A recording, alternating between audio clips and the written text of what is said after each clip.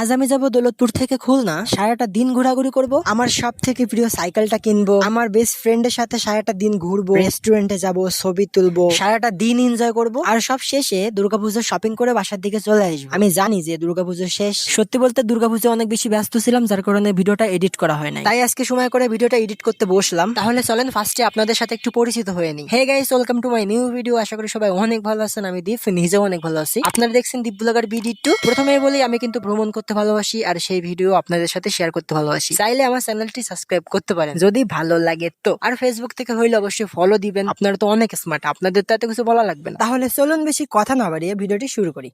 Hey guys, পছন্দের একটা জিনিস কিনতে যাওয়ার মজাটাই না অনেক বেশি সুন্দর। মনে করেন কি বলবো, অনেক বেশি মজা লাগতেছে, কারণ যেহেতু সাইকেল কিনতে যাব, আমার বন্ধুদের সবার সাইকেল আছে, খালি আমার নেই। ঠিক আছে, আমার একটা ছিল বাট চুরি হয়ে গেছে। ওই যে কথা আছে না, যে যা যাবে তার থেকে ভালো কিছু আসবে, মানে একটা সাইকেল চুরি হয়েছে, এখন একটা গিয়ারের সাইকেল হয়ে যাবে আমার এখন খুশিতে একটা গান গাইতে ইচ্ছা করতেছে। প্রেম প্রেম হয়ে গেল রে, আর বাধা দিবে কে এসে।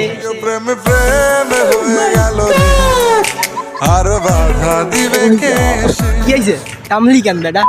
প্রথমেই বলি, দুর্গাপুজো শেষ তো কি হয়েছে, পুজো পুজোর মতো যাবে, আমার ভিডিও আমার মতো আসতে থাকবে। আপনারা আবার এটা ভাবেন না যে পুজো শেষ হয়ে গেছে ভিডিওটা দেখবো না, স্কিপ করে চলে যাই। প্যারা নিয়েন না, চিল মুডে থাকেন, জাস্ট ভিডিওটা উপভোগ করেন। পুজো গেছে তো কি হয়েছে, ভিডিও তো আর যায়নি, তাই না? কিছু মানুষ আবার ভাববে যে ভাই দুর্গাপুজো চলে গেছে, এই মালটার ভিডিও হচ্ছে পুরনো ভিডিও। ভাই পুরনো ভিডিও না, মানে দুর্গাপুজো উপলক্ষে আমরা সাইকেল কিনতে গেছিলাম, এবং আজকের এই ভিডিওতে আমাদের সেই অনুভূতিটা শেয়ার করবো। দ্যাটস ইট, আর কিছুই না। তারপর আর কি, হেলিকপ্টারে উঠে চলে গেলাম খুলনায়। আমি খুলনার ছেলে হলেও আমি খুলনার অনেক জায়গায় চিনি না, কারণ আমি একা একা কখনো কোথাও বের হইনি। তারপরেও মনে সাহস নিয়ে চলে গেলাম সাইকেল কিনতে। জানি না সাইকেল কেনার পরে ঠকবো নাকি জিতবো, তবে কিছু হোক বা না হোক অভিজ্ঞতা তো হবে। তো এখন আমি যেখানে আছি, এই জায়গাটার নাম জানি না, কিন্তু ভাই এটা খুলনার ভিতর অবস্থিত, এটা নিয়ে শিওর থাকে। যাই হোক, এখানকার স্থানীয় লোকেদের কাছ থেকে জানতে পারলাম এটা নাকি সাইকেলের গলি। মানে যার কাছে জিজ্ঞেস করি বলে কি যে সাইকেলের গলি, সাইকেলের গলি। আসলে এখানে সাইকেল কিনতে পাওয়া যায় তো, যার কারণে এটা সাইকেলের গলি নামে পরিচিত। বাট আমার কাছে মনে হয়েছে যে এই জায়গাটার একটা নির্দিষ্ট নাম বললে বা যদি নাম রাখা হতো তাহলে ভালো হতো। যাই হোক, এটা ওদের ব্যক্তিগত ব্যাপার। তারপর আমি চলে গেলাম সাইকেলের দোকানের ভিতর। আমি আমার মতো করে সাইকেল চয়েস করছি, অবশেষে আমার এই সাইকেলটা পছন্দ হলো। বলে রাখা ভালো যে এক একজনের চয়েস এক এক রকম। আমার কাছে এই কালারটা ভালো লাগছে, তাই বলে যে আপনার কাছেও ভালো লাগবে এর কিন্তু কোনো প্রশ্নই আসে না। মানুষ বলেন কিংবা কোনো বস্তু, আমি কিন্তু সবসময় চেষ্টা করি সিম্পলের ভিতর একটা জিনিস নেওয়ার জন্য। এখন বাকিটা আপনার হাতে, আপনি কোন জিনিসটা নিবেন কোনটা নিবেন না। যাই হোক, যারা নতুন পাবলিক আছে, মানে শখের একটা সাইকেল কিনতে যাবে নতুন, তাও আবার সাইকেলটা কিনতে যাবে ঠিক